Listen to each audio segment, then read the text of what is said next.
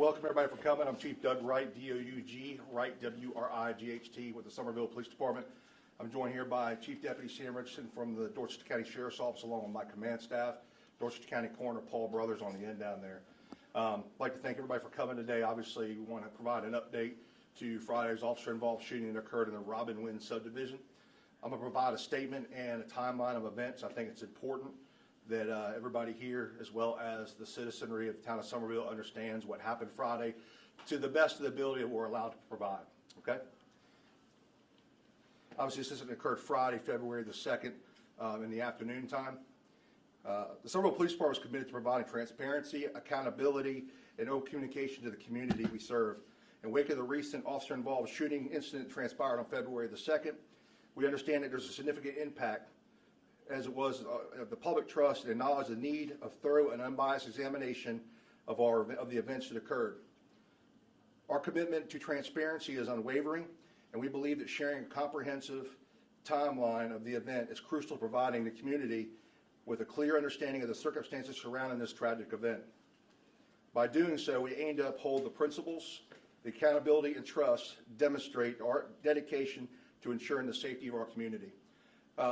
At about 1:24 p.m. on Friday afternoon, one of our patrol police officers initiated a traffic stop on Highway 78 near Iris Street. During the traffic stop of the infraction, he ended up speaking to the driver, who's the deceased individual in this case, and I'm going to let him be identified by the coroner today.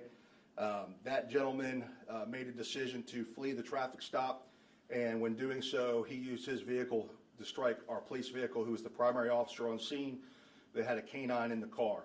A pursuit was initiated and approved into the neighborhood of Robin Wynn, where the vehicle stopped at 1:29 in the afternoon at 114 Lilac Drive in the Robin Wynn subdivision.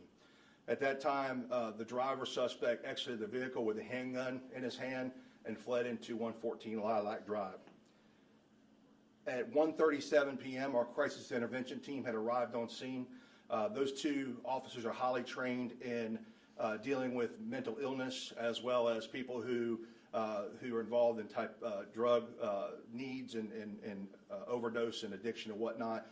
But both of those officers are trained hostage negotiators, and both of those officers initiated contact with the deceased by phone at 1:37 p.m. At that same time, the SWAT team was activated and deployed. It does take a time for that to happen, so that is an entire to get them spun up takes some time. So we were hoping not have to use them any further than the point that we did, but they were activated.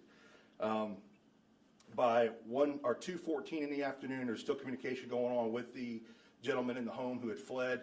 And that's when the SWAT commander came on scene and took command of the entire operation.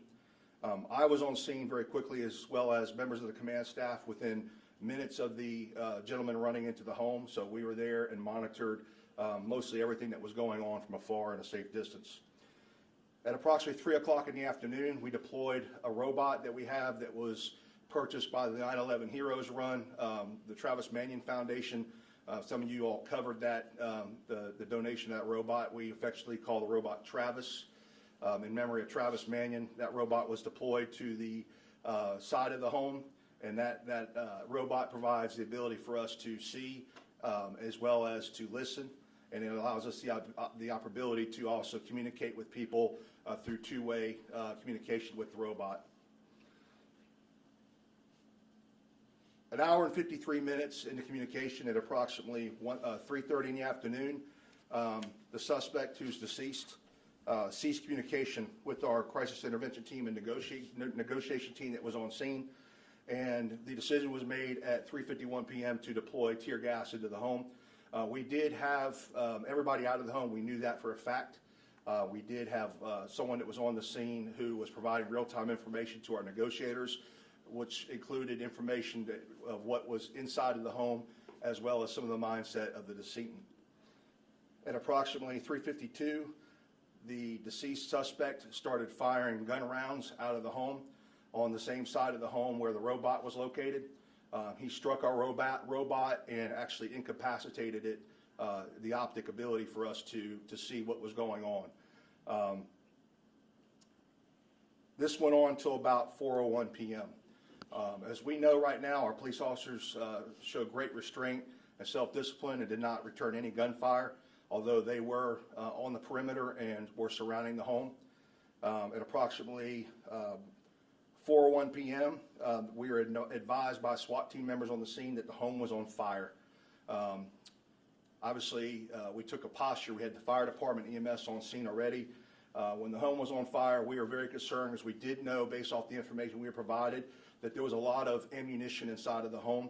If you're familiar with ammunition, it's obviously inside of the casing. It's got black powder, gunpowder, and if it's ignited or a heat source gets to it, it can cause it to discharge.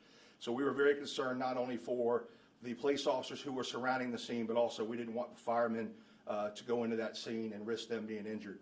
At this time, we still did not know the circumstance of whereabouts of the suspect in the home. And approximately, again, that was 1 minute after 4. Approximately 6 minutes later, the fire caused the ammunition to ignite and to start popping off, which is what a lot of people in the neighborhood probably heard. It sounded like firecrackers going off of different varieties. At approximately 4:16 in the afternoon, the suspect decided to evacuate from his own home. We then knew that he was alive and well at that point. When he did that, he took cover behind a vehicle on the right side of the home and began engaging our officers in gunfire.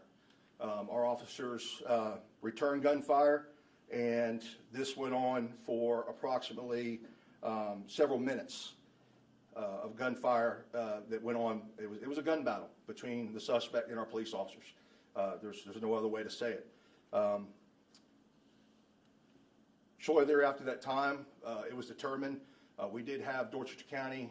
They had our unmanned aerial vehicle, their drone, in the air. We had eyes on, and we were able to see that the suspect was down, and he was outside the home, and he was armed heavily by aerial video.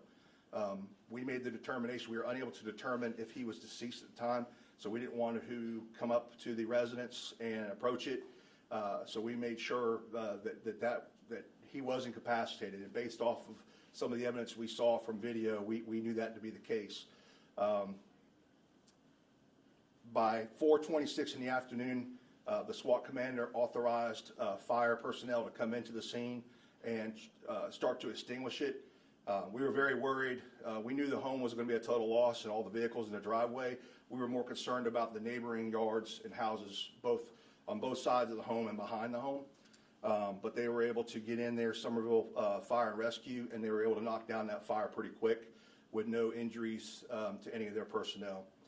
I immediately contacted the South Carolina Law Enforcement Division SLED and asked them to come and respond to the scene, which is normal protocol anytime our officers discharge their firearms.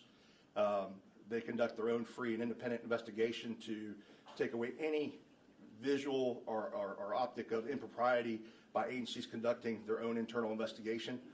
They had our full cooperation. When they responded to the scene, they brought their crime scene unit and their arson investigation team. They continue to investigate this entire incident, and I assume in the next coming weeks they will continue that as well. At the current time, there are 7 Summerville police officers on administrative leave with pay for having discharged their firearms. The one thing I will tell you, we do not know, and we may never know, whether this suspect took his own life or his life was taken by law enforcement. What I can tell you is your Summerville police officers and the Dorchester County Sheriff's deputies who were on scene put their lives in danger. To the residents of the Robin Wynn and the Palmetto Park subdivision, I'd like to apologize for the inconvenience that we caused you that day. Obviously, it happened right after school was getting out. It was during rush hour. We're very much acutely aware when things like this happen. They're very fluid, and it's hard to control a lot of what happens. I was in contact with the school districts, both Berkeley and Dorchester, to make sure that their bus routes were not going through that area. We evacuated the entire neighborhood to that part where we knew that we were in a potentially dangerous situation.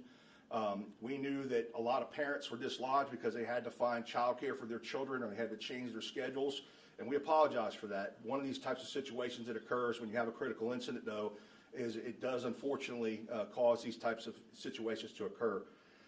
To the Summerville police officers and sheriff's deputies who came to the scene, I want to thank all of them for their astute professionalism, the level of restraint and self-discipline that they displayed in the eyes of danger, what I would consider to be an extremely dangerous situation, was unparalleled. You know, a lot of our officers in law enforcement, we train all the time. We train for situations that we hope never happen, but you're always prepared for if it does happen. And I could tell you with this situation here that occurred, it's very hard to replicate in training this having ever happened.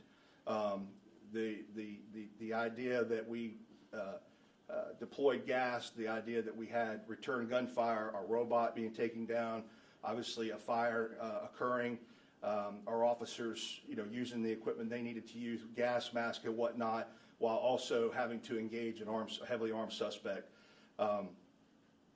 The last thing I'll say, and then I'll open up the floor for questions, is Summerville Police Department remains committed to open dialogue and community engagement. Together, we can all work together for a safer community.